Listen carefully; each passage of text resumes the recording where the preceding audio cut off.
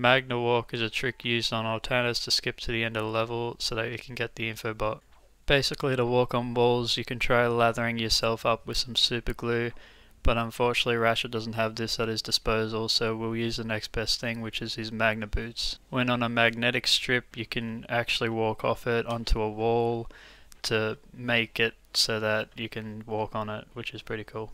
But if you stop moving then you'll end up falling to your death. So to do Magnewalk on Altanas there are basically two primary things that you need to do.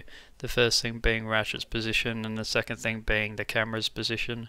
So the first thing you're going to want to do as Ratchet is line yourself up so that your left foot is always basically on the white strip, and if you let the camera naturally settle, whenever Ratchet crosses a certain marker, which I'll indicate on the screen right now, once he crosses that with his left foot you can just stop moving, and you basically want to make it so that the left foot is very much on the edge of the platform. So basically either a little bit over or a little bit under is perfectly fine, but you don't want to make it to any extremes like with these examples, otherwise you'll just fall off.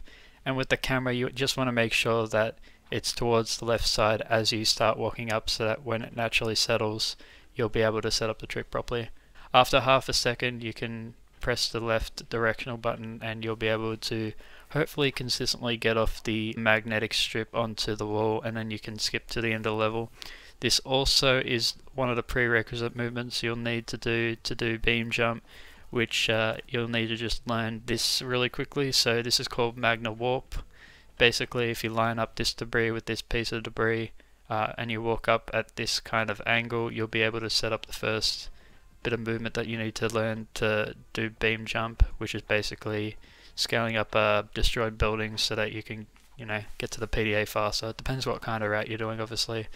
This applies to every category that isn't New Game Plus, so basically you're going to have to learn this trick.